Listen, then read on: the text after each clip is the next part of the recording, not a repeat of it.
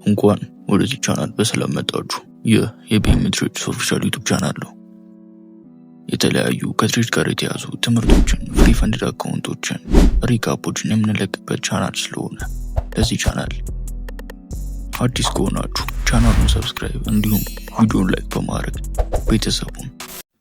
በዛሬው በፓርት 7 ቪዲዮ ላይ የምናየው ከዚህ በፊት ያየናቸውን የካንድልስቲክ ፓተርኖች እንዴት ከማርኬት ስትራክቸር ጋር አላይን እንደምታደርጉ በዚህ ቪዲዮ እናያለን። እስከ ቪዲዮ መጨረሻ አብራችሁን ሁኑ። እንዲሁም አስተያየታችሁን ኮሜንት ላይ ማስቀመጣችሁን እንዳትረሱ። ኦኬ፣ በመጀመሪያ የምናየው አፕ ትሬንድ ማርኬት ስትራክቸር ከሹቲንግ ስታር ካንድልስቲክ ፓተርን ጋር ያላቸውን ቁርኝት ነው። እንዲሁም ላይቭ ቻርት ላይ ገብተን አላይን እናደርጋለን። ኦኬ፣ ይህ የምትመለከቱት ቻርት የናስዳክ 4 አወር ቻርት ነው። ቻርቱ ላይ እንደምታዩት ማርኬቱ አፕ ትሬንድ ዳይሬክሽን በነበረበት ሰዓት በአንድ ካንድልስቲክ ፓተርን ሪቨርስ ማድረጉን ወይም ዳይሬክሽን መቀየሩ ያሳያል። ዳይሬክሽን ቼንጅ እንዲያደርግ ደግሞ ያደረገው ሹቲንግ ስታር የተባለው ካንድልስቲክ ፓተርን ነው። ይህ ፓተርን ከዚህ በፊት እንዳየነው ከሆነ አፕ ትሬንድ ሪቨርሳል ካንድል ነው ብለናል። ይህ ካንድል ብዙ ጊዜ በሃየር ታይም ፍሬም ነው የሚገኘው ከ4 አወር ጀምሮ ብለናል። ይህ አሁን ያለንበት ቻርት 4 አወር ነው።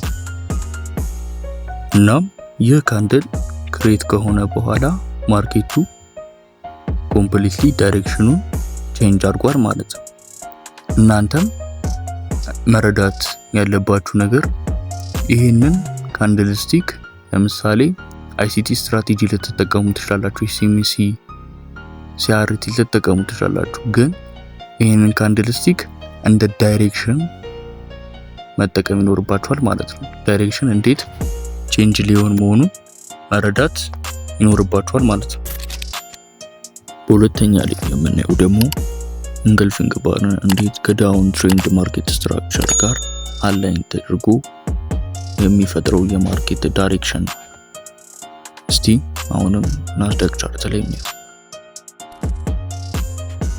ኦኬ፣ እዚህኛው ማርኬት ስትራክቸር ላይ ማርኬቱ ዳውን ላይ በነበረበት ሰዓት ለመጨረሻ ጊዜ ሪቨርስ እንዲያደርግ ያደረገውን ፓተርን ስናይ ቡሊሽ ኢንገልፊንግ ባር ይታያል። ከዚህ በፊት ስለ ኢንገልፊንግ በደንብ አይተናል። በሁለት ተቃራኒ ካንድሎች ፎርም እንደሚሆን ልክ እንደ ሹቲንግ ስታር ይሄኛው ትሬንድ ሪቨርስ ሊያደርግ እንደሚችል አይተናል ማለት ነው። 70% የሚያለውን ሪቨርስ ሊያደርግ እንደሚችል አይተናል። እናም እዚህ ላይ እንደምታዩት የፓተርን ክሬት ከተደረገ በኋላ የሴለሮች ዶሚኔሽን ዳይሬክሽኑን ቼንጅ እንዲያደርግ ትሬንዱንም ሪቨርስ እንዲያደርግ አድርጎታል ማለት ነው። ታዲያ እናንተም መረዳት ያለባችሁ የካንድል ፓተርን ምንጊዜም 70% እንኳን ያለውን ትሬንድ ሪቨርስ ያደርግ ወይም ዳይሬክሽኑን ቼንጅ ያደርግ መሆኑን መረዳት ትችላላችሁ። ብዙ ጊዜ አፕ ትሬንድ እና ዳውን ትሬንድ መጠበቅ የለባችሁ። አንዳንድ ቦታዎች ላይ ኪ ሌቭሎች ላይም ሊፈጠር ስለሚችል ማለት ነው። እሱን በሌሎች ፓርቶች እናያለን ማለት ነው።